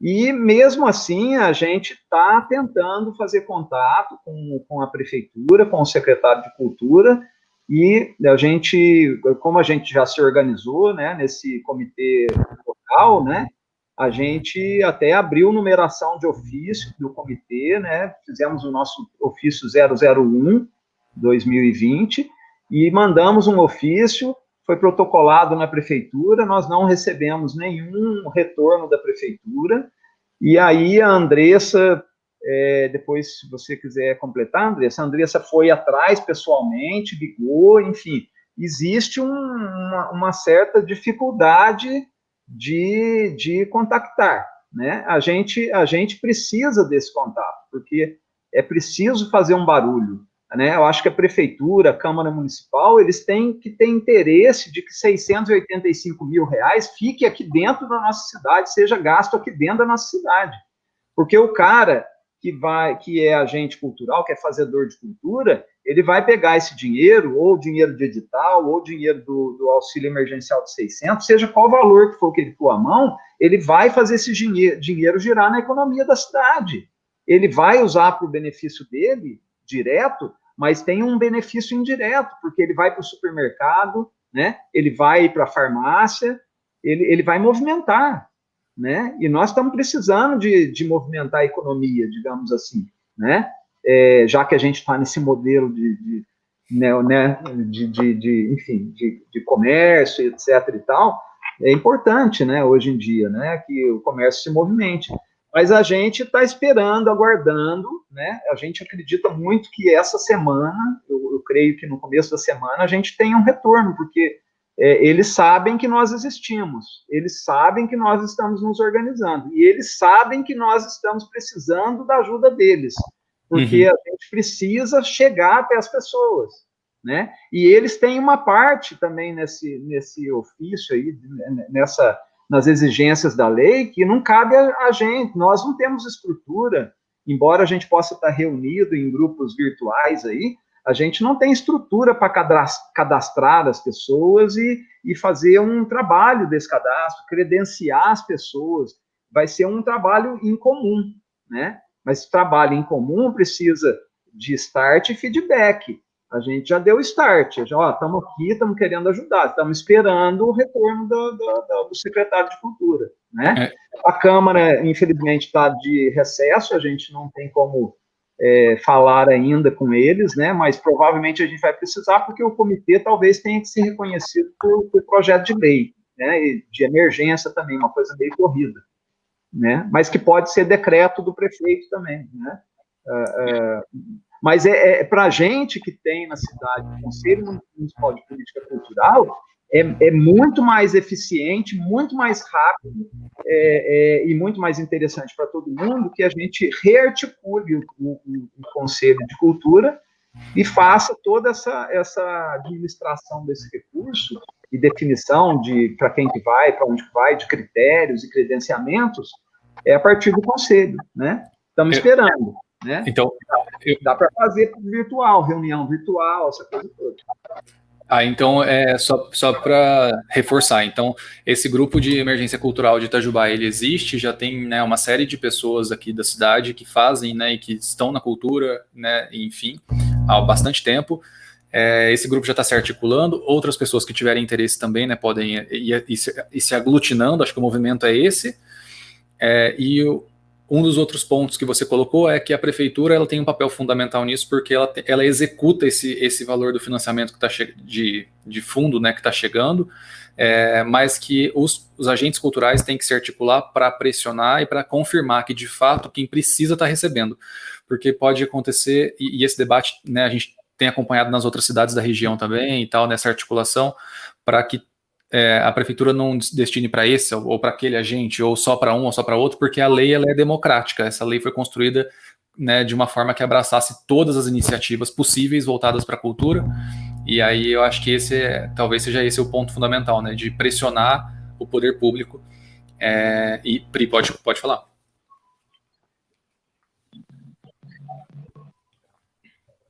Eu acho importante a gente lembrar também que a prefeitura tem que entender que no meio de uma pandemia, nem todas as pessoas, nem todos os agentes culturais têm acesso a meios digitais, né, dos mais variados. Então, é importante também que a prefeitura tenha alguma forma de ir até as comunidades periféricas para buscar esses agentes culturais, para buscar esses fazedores de cultura.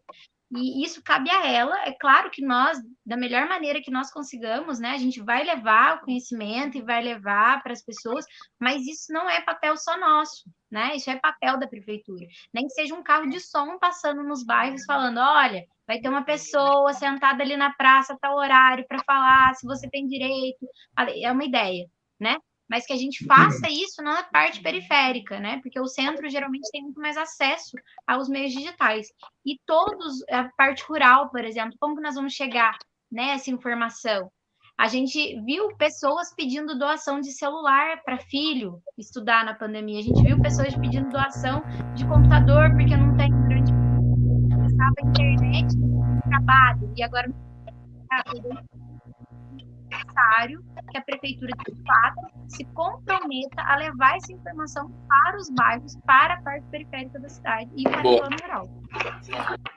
Eu acho que o grupo está aí não só para pressionar, mas para auxiliar, que a gente possa ajudar também a prefeitura a saber quem é de direito, quem tem que receber isso. Né? Então, assim, por isso que a gente precisa desse diálogo, e esse diálogo é urgente, ele não pode esperar. Gente, eu queria fazer uma colocação que vai ao encontro do que a professora Eliane está colocando lá enquanto comentário para nós. Ela questionou a respeito do conselho. É exatamente isso, Eliane, que nós estamos tentando aqui colocar na forma de um apelo, porque assim como a maioria dos conselhos aqui na cidade de Itajubá, o da cultura também é uma incógnita. Então, tanto em relação à lei, como em relação à situação do conselho em Itajubá, são muitas perguntas e poucas respostas. E aí, por isso que a gente teve aqui que iniciar uma organização, né, através desses grupos que, a princípio, começou pequenininho, mas que tá se ampliando cada vez mais. Então, é esse o objetivo mesmo. Por isso que nós concordamos com você também que, né, os benefícios, as possibilidades, elas vão se ampliar para além da pandemia, né? O fortalecimento dos agentes culturais, essa união que se estabeleceu, que Renata colocou, que é algo que ela não tinha ainda vivenciado. Então, acho que isso que é o mais importante, justamente por causa, né, dessas perguntas, tantas perguntas e poucas respostas. Então, a gente precisa se organizar, por isso essa live ela também é um apelo, e a gente vai veicular todas as informações que são importantes, sim. Inclusive, Eliane indicou que a gente divulgue o cadastro da prefeitura. Lembrando que esse cadastro ele foi disponibilizado antes da Lei Aldir Blanc ser aprovada. Então, a gente nem sabe se esse cadastro ele tem relação com a distribuição desse auxílio, né, que está para chegar na cidade. Então, é algo que também estamos em busca e tentando apurar. E vamos nos organizar, nos unir e seguir aí em busca, né, da valorização da cultura, que é mais um setor aí que é esquecido e que é essencial para a nossa cidade. Manda, Maurício. A gente precisa considerar o seguinte: a lei, para ela ser aplicada, ela coloca condições, né? Porque senão ficaria uma coisa sem critério, né? Então, toda lei pede o que se chama costumeiramente de regulamentação, né?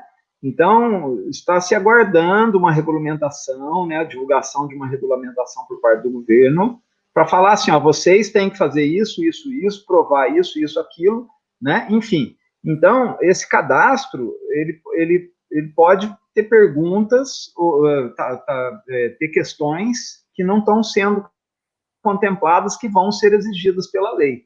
Então, é importante que a prefeitura ou o conselho, os dois juntos, né, e a gente também, defina quais são as exigências da lei para que esse cadastro seja já feito da forma mais eficiente possível, para não ter que fazer de novo depois. Uhum. Né? Como ele é um cadastro de antes do período pandêmico, então pode ser que tenham dados importantes que não estejam contemplados nesse cadastro.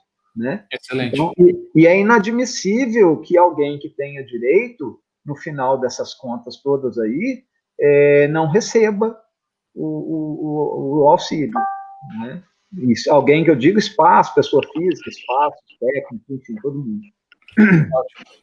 Sim. Bruno? Pode falar. Só para trazer mais uma informação, foi o João Paulo que comentou, né, que também temos um cadastro estadual. Então, é importante que os agentes culturais, eles também estejam atentos a esse cadastro. A gente vai colocar, fazer um lembrete para veicular através da página, tanto o cadastro que está sendo divulgado pela prefeitura, quanto esse cadastro estadual também. Tá bom, João Paulo? A gente vai divulgar isso na nossa página recém-criada aí, para movimentar, organizar e unir ainda mais esses fazedores da cultura de Itajubá.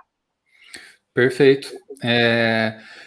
Eu não sei. Bom, a gente já estourou um tempo previsto que a gente tinha. Eu acho que a lei. Lógico, eu ia só colocar isso mesmo, para a gente fazer os encaminhamentos finais. Fica à vontade.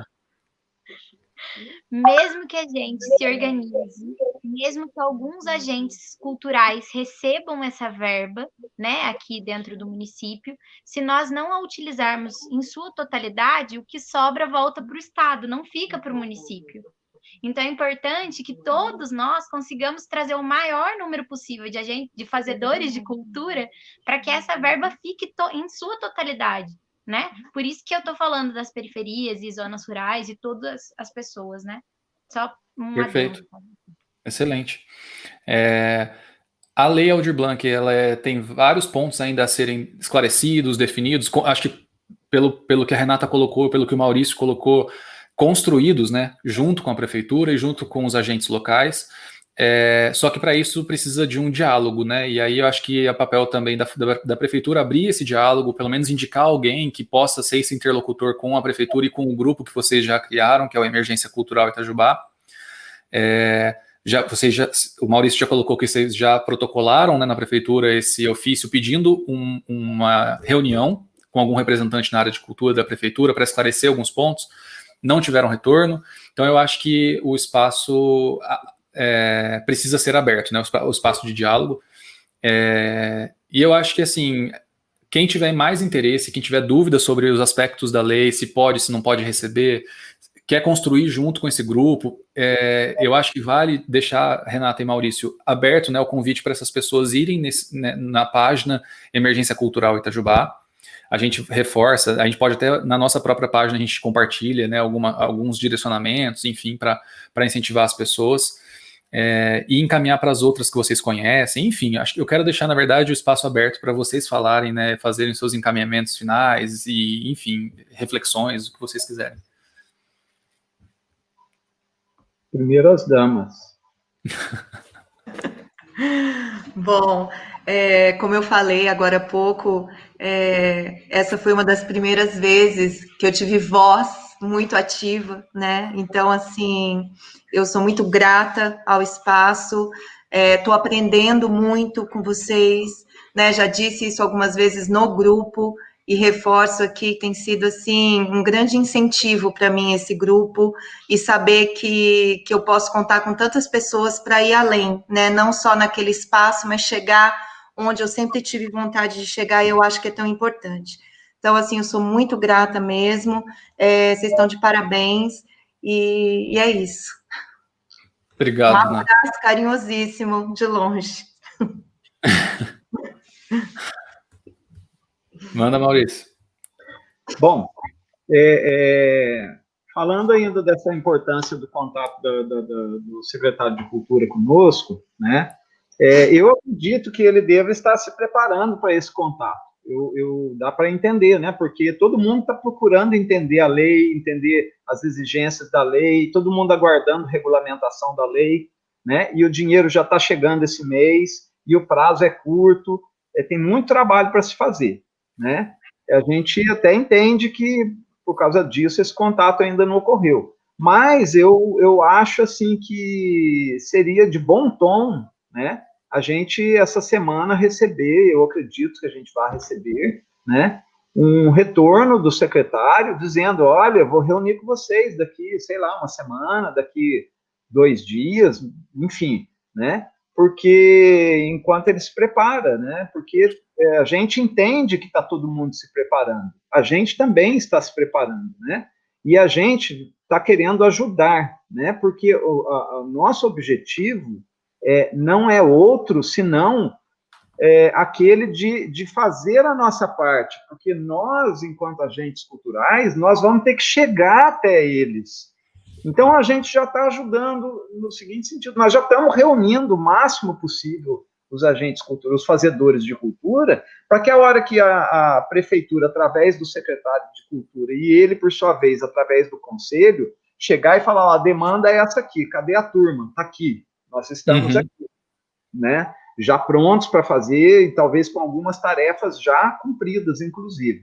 Então, a gente quer entrar nessa luta, né, com o conselho, vamos dizer assim, não é nem questão dos secretários, é porque o secretário, ele é o representante legal do poder público local, né, mas o que a gente precisa dele, né, é que ele já venha com notícias do conselho, porque o conselho é fundamental, está lá na lei, né, nós precisamos do conselho funcionando, e a gente sabe que o conselho está adormecido, né, o que é lamentável, né, mas também, por outro lado, isso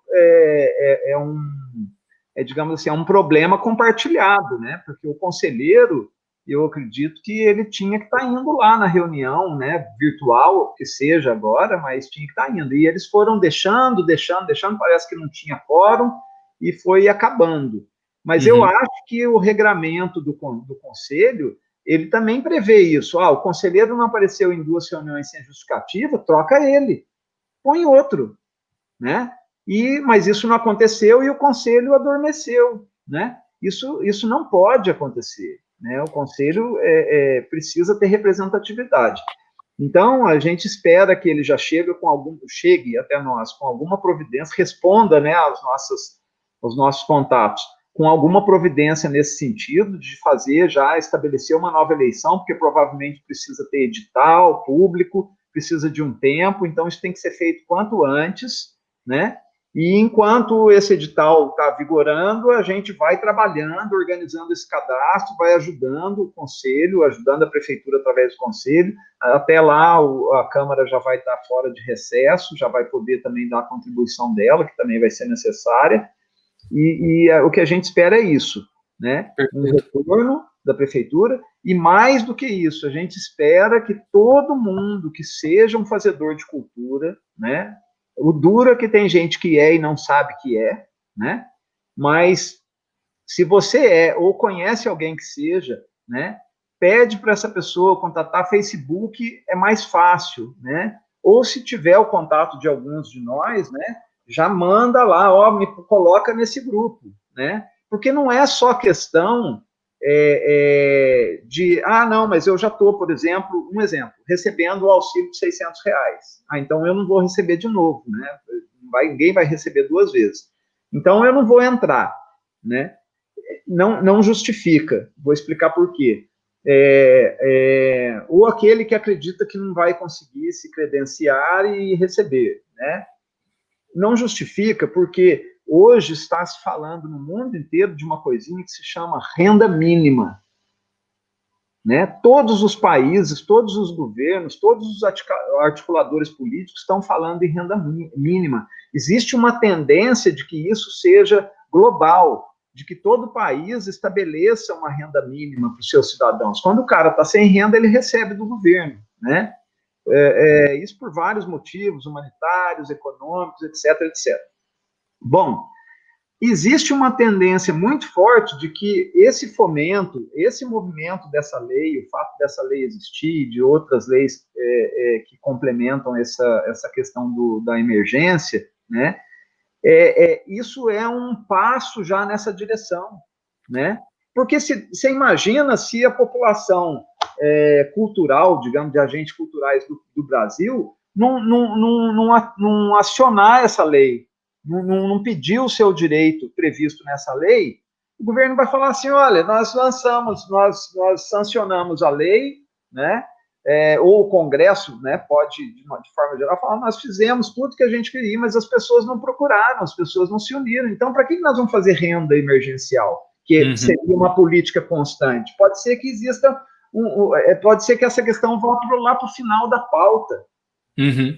Sabe? Então, é importante que a pessoa não se questione se tem direito, se não tem. Se ela faz alguma coisa que pode ser considerada, né, ou se ela acha que pode, ou se ela tem um filho, um vizinho que acha que pode se enquadrar aqui, ou quer saber se pode ou não, entra em contato com a gente, vai para a página, né, Emergência Cultural Itajubá, faz contato, coloca o seu númerozinho de zap lá para a gente poder jogar você para dentro do grupo de zap para a gente articular junto. É importante pensar agora na emergência, sim, mas é importante ter em mente que depois dessa emergência, as coisas não são assim, não é uma ponte quebrada, depois você passa na ponte e cai no rio, não. Sabe? Se a ponte quebrou ali, vai se fazer outra até se chegar nisso que hoje se chama renda cidadã, né, ou renda mínima. Então, a gente acredita que é hora de mobilizar em torno dessa lei todo mundo, porque, enfim, nós precisamos disso, não só para agora, mas também para depois. Andressa, eu vou fazer minhas considerações finais aqui e depois você fecha para a gente, pode ser? Queria agradecer muito, de verdade, assim, o tempo da Renata e do Maurício para bater esse papo com as pessoas, né, com a gente, para esclarecer esses pontos. O canal está aberto, né, para a gente sempre conversar. Acho que a ideia é construir coletivamente, né? Então, eu acho que a chave está aí para a nossa cidade, principalmente para a questão da cultura. Não vou me alongar, mas eu queria só agradecer muito mesmo, e a honra, a Renata comentou que era participar, mas na verdade a honra é nossa mesmo de receber vocês, de verdade.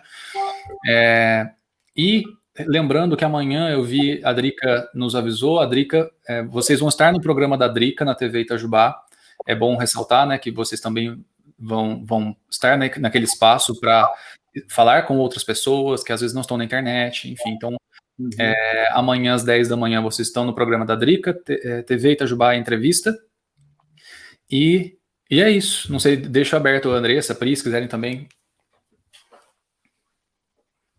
Não, eu só queria agradecer, pedir desculpa que minha internet caiu, mas agradecer mesmo a presença de vocês aqui, é muito importante, né, a gente ter essas discussões, pedir desculpa também pela ausência no grupo de vez em quando, mas muito obrigada mesmo por vocês e por essa presença, obrigada também pelos meninos que estão aí sempre do Nossa Voz, e é isso, uma boa noite para todo mundo. Boa noite. Gente, agradecer a participação de vocês e, assim, dizer que vocês que despertaram isso no quarteto Nossa Voz para que a gente ajudasse, contribuísse de alguma maneira, né? Eu acho que a nossa voz é isso, é justamente tentar aí reproduzir anseios, que algo coletivo, né?